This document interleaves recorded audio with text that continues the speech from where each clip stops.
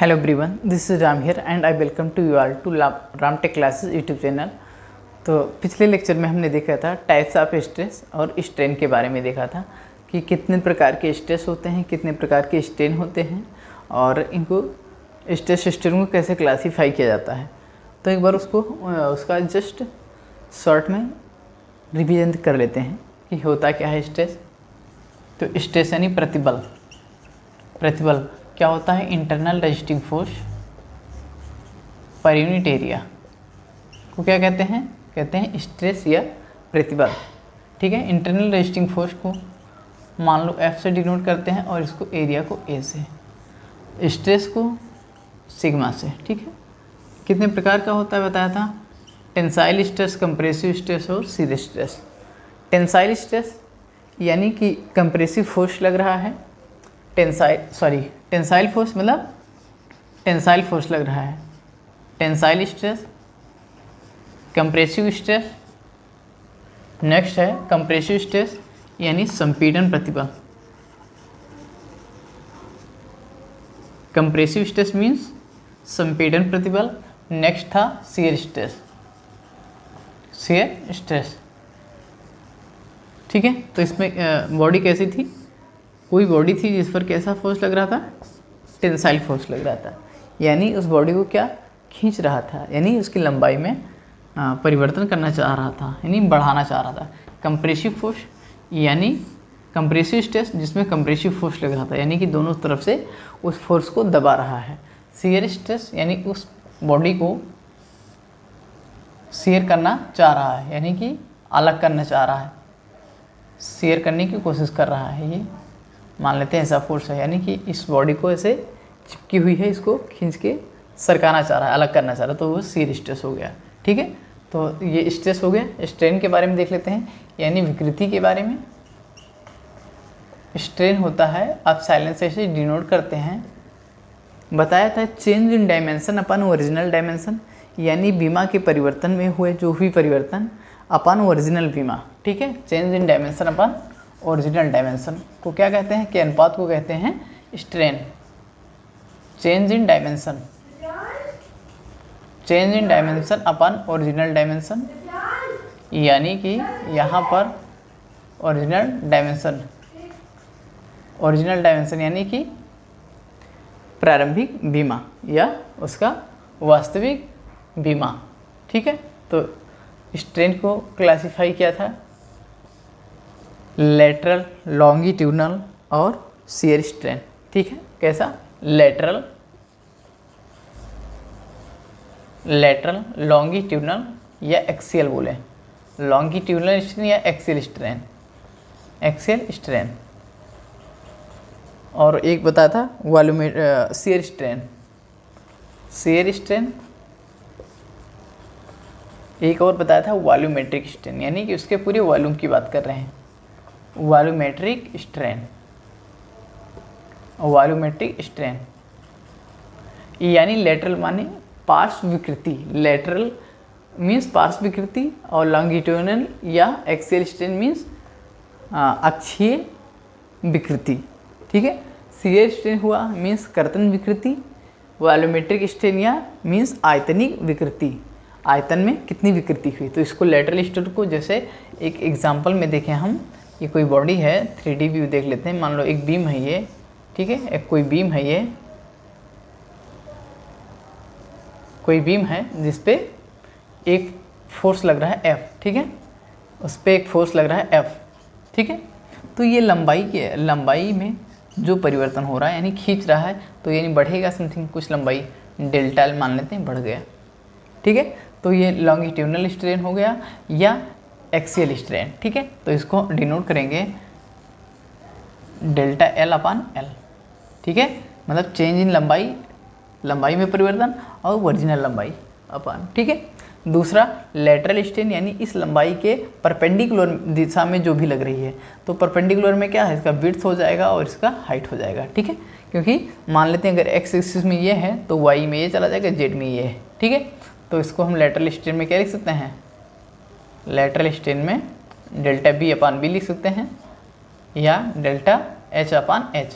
याद रखेंगे कि अगर जिस तरफ फोर्स लग रहा है उसके परपेंडिकुलर दिशा में हमेशा ये पॉजिटिव अगर बढ़ रहा है तो ये नेगेटिव रहेगा, ठीक है। यानी कि दोनों में हमेशा अपोजिट इसके वो होंगे, यानी प्लस अगर ये बढ़ोतरी हो रहा है तो ये डिक्रीज होगा, यानी ये प्लस होगा तो ये हमेशा माइनस में होगा। यानी ये लंबाई में इंक्रीज हो रहा है तो इसकी चौड़ाई गहराई में हमेशा कमी होगी, ठीक है। अगर ये लंबाई में कमी हो रही होती तो विड्थ और हाइट में क्या होती, प्लस हो रहा होता, ठीक है। शियर स्ट्रेन, इसको हम बताया था कि एक कोई बॉडी है जिसको क्या करते हैं, रिजिड कर देते हैं, इस पर हम फोर्स लगा रहे हैं, इधर से फोर्स लगा रहे हैं या इधर से खींच लेते हैं, ठीक है, किधर किस से भी मान लेते हैं, और तो इसमें कुछ चेंजमेंट होगा लेकिन यहाँ पर टिका रहेगा, ठीक है। तो ये जो हमारा चेंज इन डायमेंशन अपन ये ओरिजिनल डायमेंशन, यानी कि इसका जो फाई निकालेंगे, 10 फाई निकालेंगे, वही हमारा हो जाएगा विकृति। कैसा, शियर विकृति। यानी मान लेते हैं ये एल है, डेल्टा एल, और ये ओरिजिनल ये हाइट जो है या एल है, तो डेल्टा एल बाई एल हो जाएगा। वॉल्यूमेट्रिक स्ट्रेन की बात करें कि जो आयतनी परिवर्तन, यानी जो आयतन में चेंजमेंट हुआ है, इसको ऐसे डिनोट कर सकते हैं एप्सिलॉन वी से, यानी कि वॉल्यूम में चेंज अपान टोटल वॉल्यूम, ठीक है, या ओरिजिनल वॉल्यूम, वॉल्यूम में चेंजमेंट अपान ओरिजिनल वॉल्यूम, ठीक है। तो ये हो गया शियर स्ट्रेस और स्ट्रेस और स्ट्रेन के क्लासिफिकेशन। नेक्स्ट देख लेते हैं, आज स्टार्ट करने वाले हैं हम इलास्टिक लिमिट, इलास्टिसिटी या इलास्टिक लिमिट क्या होता क्या है, ठीक है, कितने प्रकार के होते हैं, हुक्स लॉ क्या होता है, और उसका डिटेल में आज एनालिसिस करने वाले हैं हुक्स लॉ के, ठीक है। तो फर्स्ट पॉइंट है हमारा आज का इलास्टिक लिमिट। क्या है इलास्टिक लिमिट? इलास्टिक लिमिट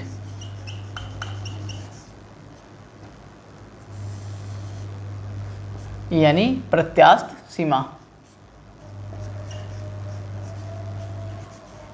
प्रत्यास्थ सीमा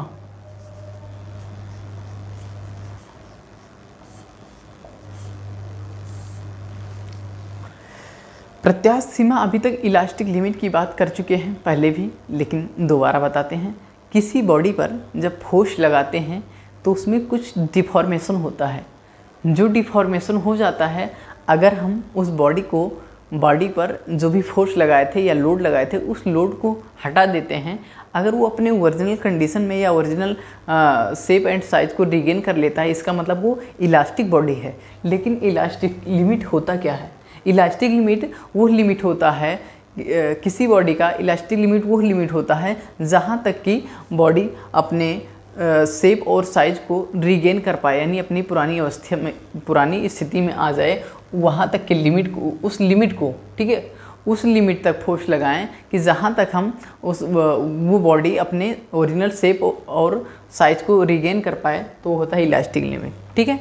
यानी कि अगर उसे डिफाइन करना हो तो वो पिंड जिस पर हम उतना बल लगाएं, ठीक है, वो पिंड जिस पर हम फोर्स लगाएं और अपने वो डिफॉर्मेशन को, ठीक है, फोर्स हटाने के बाद में अपने डिफॉर्मेशन को दूर करके अपने ओरिजिनल कंडीशन में या ओरिजिनल शेप एंड साइज में आ जाए, उसे कहते हैं इलास्टिक लिमिट, ठीक है, उसे कहते हैं इलास्टिक लिमिट। वो लिमिट होता है जिस पर कोई बॉडी पर लगाया गया फोर्स हटाने के बाद में अपनी पुरानी अवस्था में या पुनः अपनी पुरानी स्थिति को या पुरानी अवस्था को या पुराने शेप और साइज को रिगेन कर लेता है, यानी वापस आ जाता है। उस लिमिट को कहते हैं इलास्टिक लिमिट, ठीक है, उस लिमिट को कहते हैं इलास्टिक लिमिट।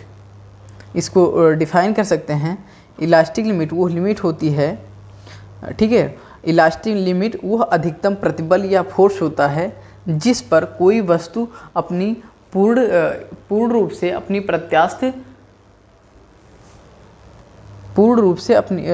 प्रत्यास्थ रहती है, या बोल सकते हैं कि बल हटाने के बाद में पुनः अपनी अवस्था में आ जाती है, उसे कहते हैं प्रत्यास्थ लिमिट या इलास्टिक लिमिट, ठीक है।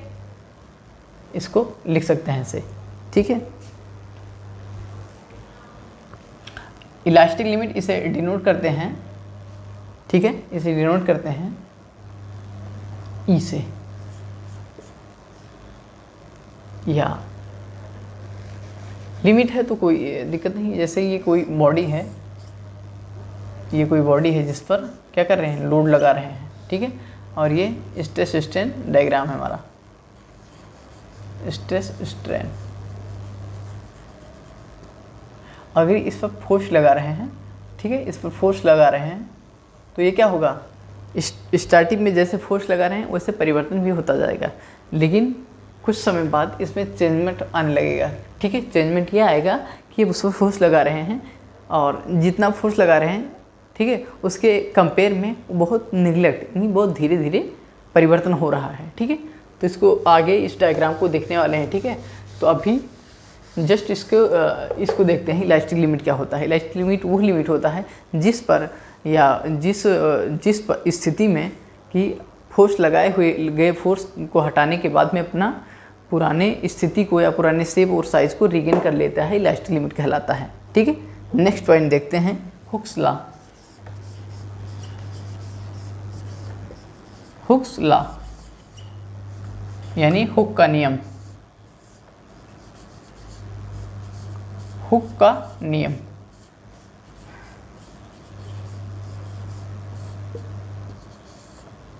हुक का नियम,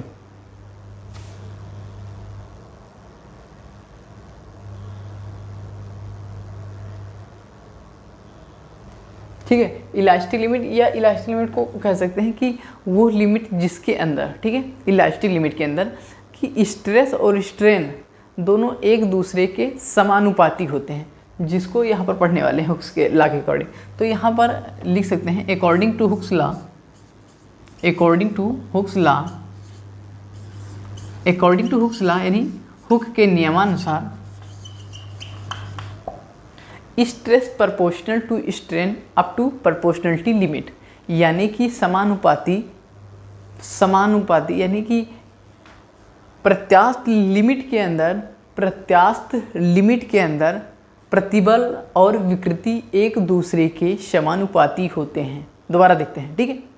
हुक्स के नियमानुसार, ठीक है, हुक्स के नियमानुसार प्रत्यास्थ लिमिट तक स्ट्रेस और स्ट्रेन यानी प्रतिबल और विकृति एक दूसरे के समानुपाती होते हैं। According to Hooke's law stress proportional to strain up to proportionality limit, ठीक है। Stress and strain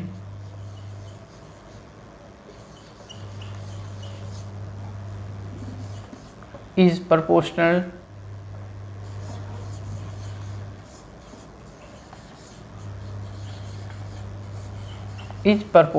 up to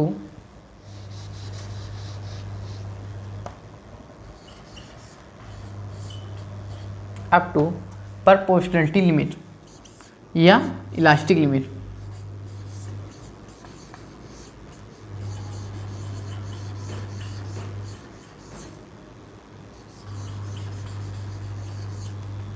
ठीक है, ज़्यादातर मटेरियल में प्रोपोर्शनलिटी लिमिट, ठीक है, ध्यान रखेंगे, ज़्यादातर मटेरियल में प्रोपोर्शनलिटी लिमिट और इलास्टिक लिमिट दोनों सेम होता है, लेकिन यहाँ पर माइल्ड स्टील की बात कर रहे हैं। तो अगर माइल्ड स्टील की बात करें तो प्रोपोर्शनलिटी और इलास्टिक लिमिट दोनों सेम होते हैं, नहीं तो चेंजमेंट भी हो सकता है, ज़रूरी नहीं है सब जगह सेम रहेगा, ठीक है।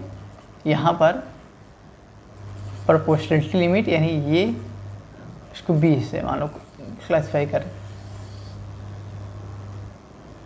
फ्रैक्चर पॉइंट ये है इलास्टिक स्ट्रेस स्ट्रेन, मतलब stress and strain curve for mild steel, इसको आगे देखने वाले हैं। जहाँ पर कि यहाँ पर प्रोपोर्शनलिटी लिमिट और इलास्टिक लिमिट दोनों होते हैं सेम, ठीक है, सेम माना जाता है, वैसे दोनों अलग अलग चीज़ें हैं, ठीक है। प्रोपोर्शनलिटी लिमिट और इलास्टिक लिमिट दोनों अलग अलग चीज़ें हैं, वो आगे हम स्ट्रेस और स्ट्रेन कर्व में डिटेल में एनालिसिस करेंगे, ठीक है। अभी यही तक देखते हैं। हुक्स लॉ के आधार पर प्रोपोर्शनलिटी यानी समानुपाती लिमिट तक, ठीक है, स्ट्रेस और स्ट्रेन यानी विकृति और स्ट्रेस यानी प्रतिबल एक दूसरे के समानुपाती होते हैं, ठीक है। यानी स्ट्रेस को कैसे डिनोट करते हैं, सिग्मा से, प्रोपोर्शनलिटी लिमिट यानी प्रोपोर्शनल रहेंगे किसके, स्ट्रेन के, कहाँ तक? अप टू, ध्यान रखेंगे, अप टू प्रोपोर्शनलिटी लिमिट, यानी समानुपाती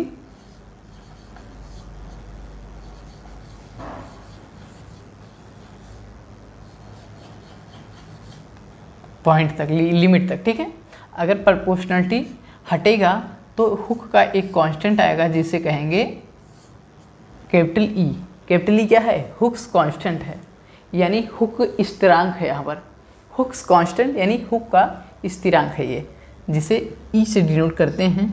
ई इक्वल टू होगा स्ट्रेस अपान स्ट्रेन। ई को क्या बोलते हैं? यंग मॉडुलस ऑफ इलास्टिसिटी बोलते हैं। यंग मॉडुलस ऑफ इलास्टिसिटी या यंग मापांक बोलते हैं। क्या बोलते हैं? Young modulus of elasticity.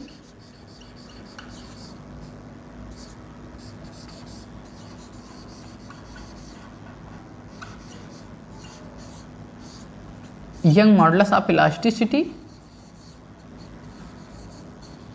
या यंग मापांक बोलते हैं, यंग मापांक। ठीक है, यंग मापांक बोलते हैं। अब यहाँ पर देखते हैं कि स्ट्रेस क्या है, यहाँ पर विकृति। स्ट्रेस क्या है? प्रतिबल है। स्ट्रेन क्या है? ये एप्सिलॉन, ये है विकृति। और ई क्या है? ये ई है यंग, ये है हुक्स कांस्टेंट या मॉडुलस ऑफ इलास्टिसिटी, इसे बोल सकते हैं हुक्स कांस्टेंट, यानी हुक का स्थिरांक, हुक्स कांस्टेंट, हुक्स कांस्टेंट। ठीक है, स्ट्रेस अपॉन स्ट्रेन, अगर इसका हम यूनिट पूछें कि इसका यूनिट क्या होगा, यानी इसकी इकाई क्या होगी, तो क्या बोल सकते हैं? सिग्मा का हमको पता है, स्ट्रेस का होता है फोर्स पर यूनिट एरिया, यानी फोर्स का न्यूटन, और पर यूनिट एरिया यानी मीटर स्क्वायर, न्यूटन पर mm स्क्वायर। ठीक है, ये हो सकता है न्यूटन पर mm स्क्वायर। ठीक है, और स्ट्रेन की बात करें तो change in dimension upon original dimension, दोनों डायमेंशन एक दूसरे से कट जाएंगे, तो ये क्या है? डायमेंशनलेस है, यानी इसका कोई बीमा है नहीं, डायमेंशनलेस यानी बीमाहीन, बीमाहीन यानी इसमें कोई बीमा नहीं है। ठीक है, तो इसका यंग मॉडुलस ऑफ इलास्टिसिटी बोलें या हुक्स कांस्टेंट बोलें, इसका क्या होगा? यूनिट न्यूटन पर mm स्क्वायर या न्यूटन पर मीटर स्क्वायर। ठीक है, जो स्ट्रेस का होगा वही यंग मॉडुलस ऑफ इलास्टिसिटी का होगा। ठीक है, तो यहाँ पर क्या देखा अभी? इलास्टिक लिमिट क्या होता है? हुक्स लॉ क्या होता है? हुक्स लॉ कांस्टेंट देखा। ठीक है, अब देखते हैं कि जो यंग मॉडुलस ऑफ इलास्टिसिटी या हुक्स कांस्टेंट देखा है, ये हुक्स कांस्टेंट कितने प्रकार के होते हैं। ठीक है, टाइप्स ऑफ हुक्स कांस्टेंट या types of modulus of elasticity. ठीक है, types of modulus of elasticity, कितने प्रकार का होता है मॉडुलस। ठीक है, तो ये निम्न प्रकार के होते हैं जिन्हें हम आगे क्लासिफाई करने वाले हैं। ठीक है, तो यहाँ पर देखेंगे हुक्स कांस्टेंट, हुक्स कांस्टेंट में भी डिफरेंट टाइप्स, या बोलें modulus of elasticity can be different types, यानी ये निम्न प्रकार के होते हैं। पहला देख लेते हैं, पहला है यंग मॉडुलस ऑफ इलास्टिसिटी।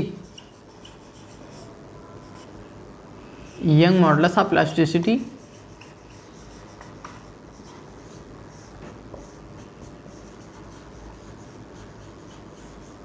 ठीक है। दूसरा है मॉडुलस ऑफ रिजिडिटी, दूसरा है modulus of rigidity.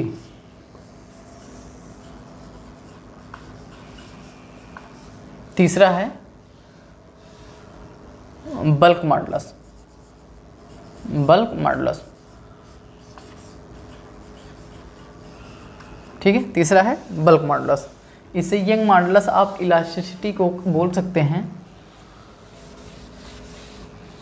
Modulus of Young modulus of elasticity को बोल सकते हैं यंग मापांक यंग मापांक। मॉडुलस ऑफ रिजिडिटी को शियर स्ट्रेस, शियर मॉडुलस भी बोल सकते हैं। क्या चीज़? Shear modulus. शियर मॉडुलस यानी कर्तन मापांक। कर्तन मापांक। नेक्स्ट है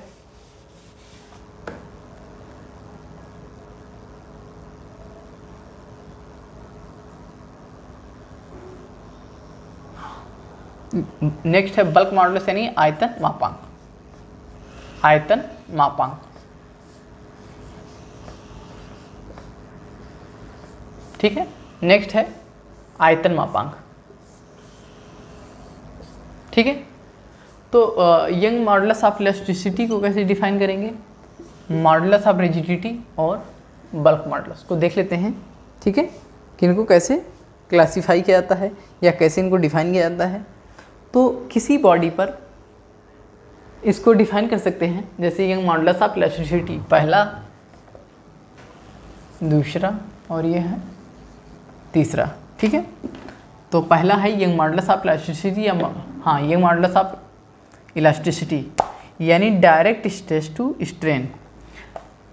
यहाँ पर अभी हमने देखा था कि ई को कैसे डिफाइन करते हैं? Direct stress upon strain. ठीक है, डायरेक्ट स्ट्रेस अपॉन स्ट्रेन। किसी भी बॉडी पर डायरेक्ट कोई स्ट्रेस आ रहा है, डायरेक्ट स्ट्रेस या डायरेक्ट फोर्स लग रहा है, तो वहाँ से क्या निकल आ जाएगा? स्ट्रेस आ जाएगा।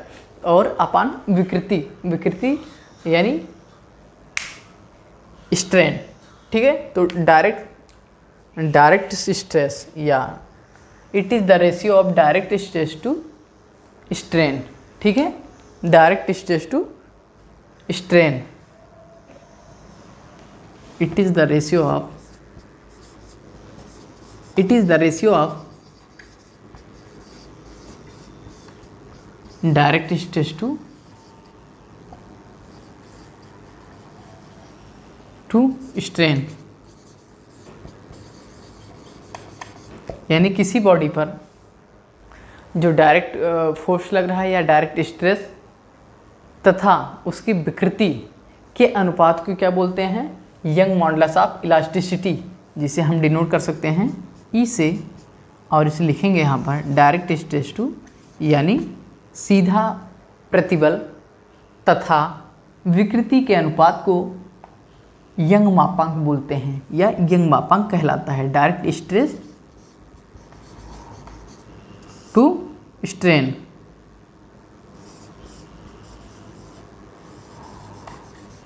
ठीक है, डायरेक्ट स्ट्रेस यानी सिग्मा अपान एप्साइलन।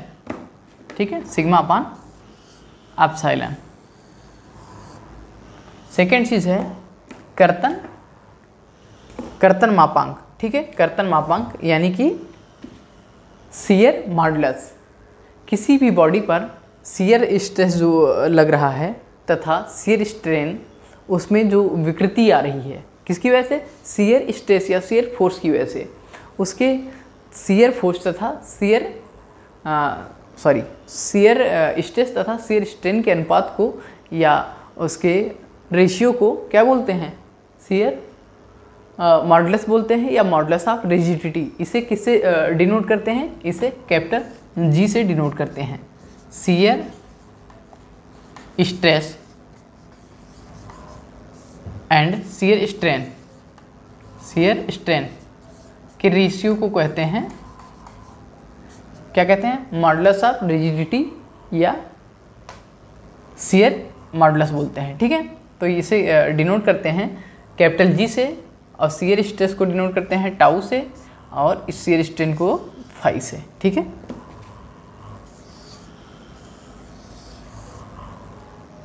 नेक्स्ट है बल्क मॉडुलस। बल्क मॉडुलस होता है it is the ratio of volumetric strain to direct force या direct stress to volumetric strain. यानी ये किस चीज़ का रेशियो होता है? बल्क मॉडुलस को डिनोट करते हैं के से। ठीक है, के से डिनोट करते हैं। इसमें ये होता है ratio direct stress to volumetric strain, यानी आयतन विकृति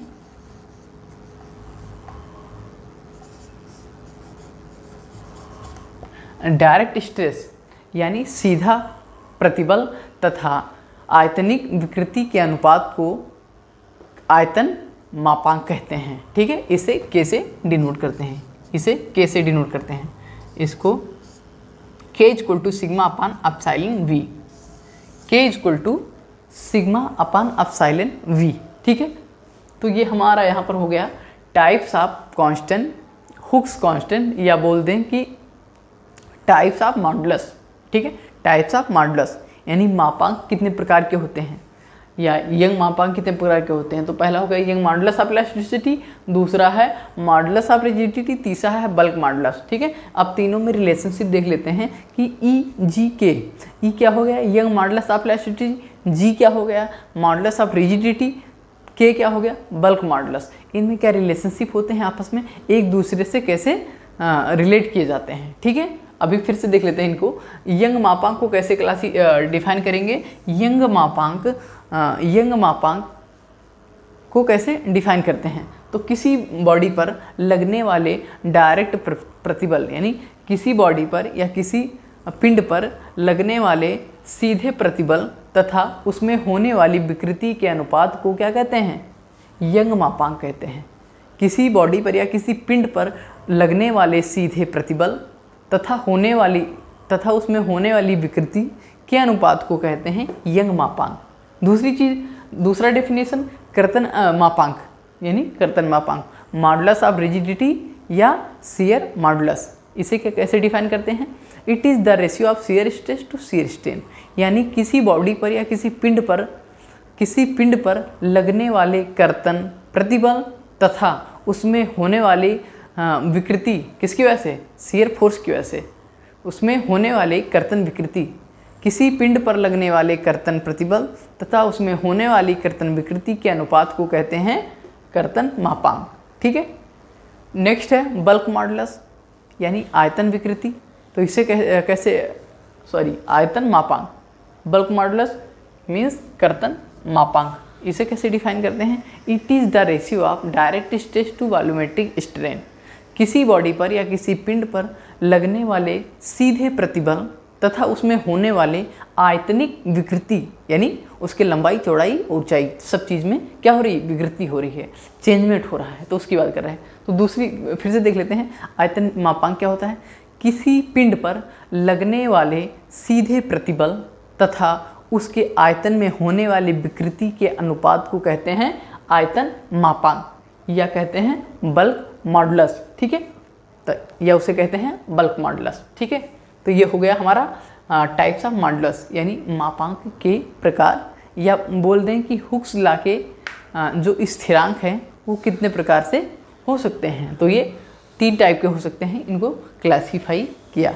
और एक एक का उनका डेफिनेशन और उनके फार्मूलाज को डिफाइन किया। ठीक है, अब यहाँ पर इसको अपने भाषा में अच्छे से डिफाइन कर सकते हैं। ठीक है, जैसे इसमें बताया कि किसी बॉडी पर या किसी पिंड पर लगने वाले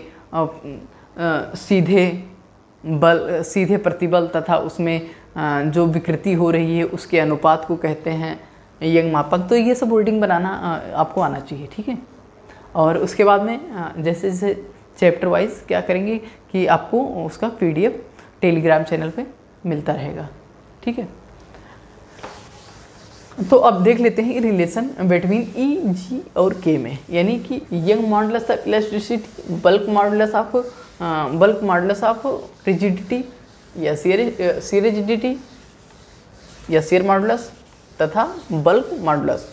ठीक है, इन सब में एक दूसरे में रिलेशनशिप देखने वाले हैं, यानी relationship between E G and K, E जी और के में क्या संबंध होता है। ठीक है, यहाँ पर देखने वाले हैं, लिखेंगे यहाँ पर relationship between E G and K, यानी यहाँ पर लिख सकते हैं ई जी तथा के बीच में संबंध स्थापित करना। ठीक है, क्या ई जी तथा के यानी यंग मॉडुलस ऑफ इलास्टिसिटी यानी यंग मापांक, कर्तन मापांक और आयतन मापांक के बीच में संबंध स्थापित करना। ठीक है, relationship between E G and K. तो देख लेते हैं ई में क्या बताया, अभी ई बताया है स्ट्रेस अपान स्ट्रेन, जी बताया है हमने यानी शियर स्ट्रेस बताया है, मतलब शियर मापांक बताया है यानी G, stress upon shear stress upon shear strain, के बताया है यानी के बल्क मॉडुलस, इसको बताया है direct stress upon volumetric strain. ठीक, वॉल्यूमेट्रिक स्ट्रेन। अब इनमें तीनों में संबंध बताते हैं कि इसमें क्या रिलेशनशिप होता है। ठीक है, तो बताते हैं यहाँ पर E equal to 2G E equal to 2G 1 plus mu, E equal to 2G 1 plus mu होता है। सेकेंड चीज़ देख लेते हैं E equal to 3K 1 minus 2 mu होता है, E equal to 3K 1 minus 2 mu होता है। नेक्स्ट है E equal to 9 kg upon 3K plus G. ठीक है, 3K प्लस जी। अब यहाँ पर बार बार देख रहे हैं कि ये तो समझ में आ रहा है कि हाँ E है, इसका मतलब क्या है यंग मॉडुलस ऑफ इलास्टिसिटी, जी है शियर स्ट्रेस शियर मॉडुलस। ठीक है, शियर मॉडुलस, ये है यंग मॉडुलस ऑफ इलास्टिसिटी, के है बल्क मॉडुलस। लेकिन यहाँ पर म्यू नहीं समझ में आ रहा होगा कि म्यू क्या है। ठीक है, म्यू है यहाँ पर, म्यू है पॉइजनस रेशियो। ठीक है, पॉइजनस रेशियो। ठीक है, अब यहाँ पर इसको भी डिफाइन कर देते हैं कि पॉइजनस रेशियो होता क्या है। ठीक है, पॉइजनस रेशियो होता क्या है। ई क्या है यहाँ पर young modulus of elasticity, young modulus of elasticity,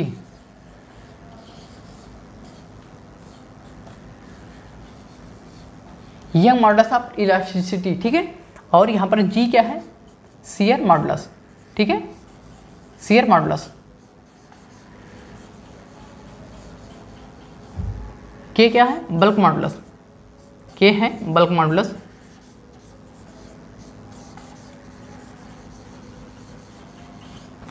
तो यहाँ पर म्यू क्या होता है पॉइजनस रेशियो यानी पॉइजन का अनुपात।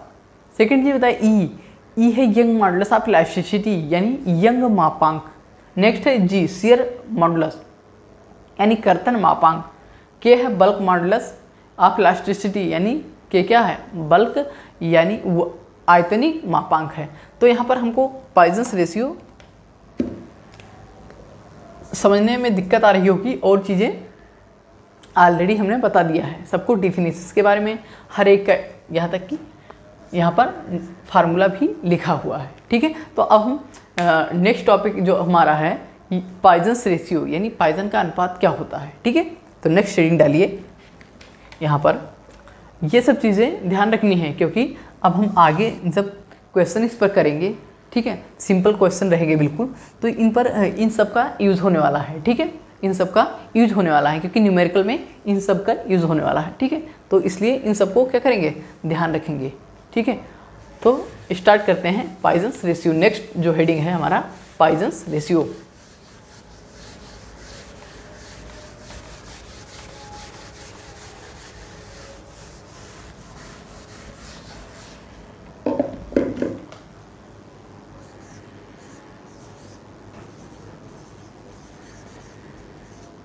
Poisonous ratio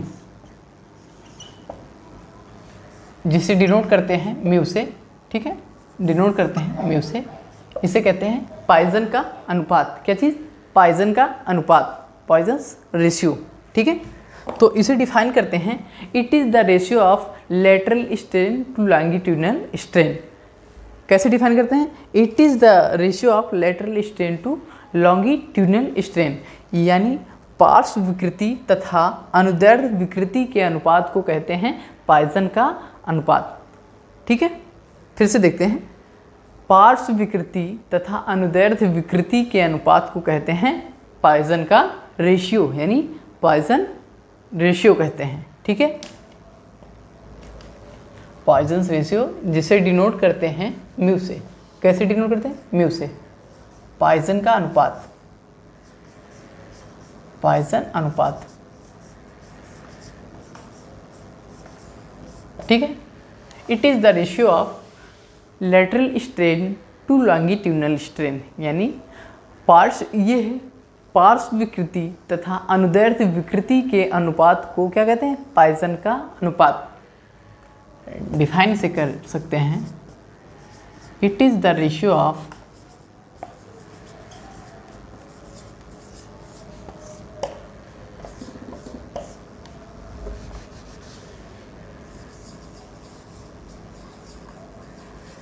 lateral strain to longitudinal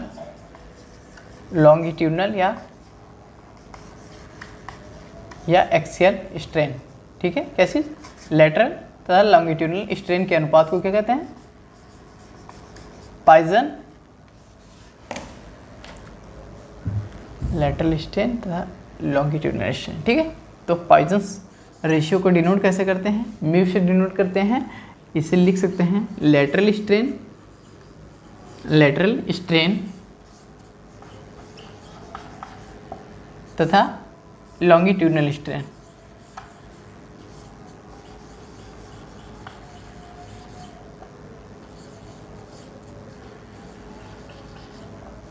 यानी लेटरल स्ट्रेन, जैसे मान लेते हैं किसी कोई एक एग्जांपल ले लेते हैं यहाँ पर। ठीक है, कोई एक एग्जांपल ले लेते हैं। ये लंबाई है, ये विड्थ है, एल है, ये बी है, इधर फोर्स लगा दिए। ठीक है, इधर कोई फोर्स लगा हुआ है तो चेंजमेंट हो रहा है। हमेशा ध्यान रखेंगे कि लंबाई में अगर क्या हो रहा है? इंक्रीमेंट हो रहा है, तो इसके चौड़ाई में हमेशा का हमेशा क्या होगा? डिक्रीमेंट होगा।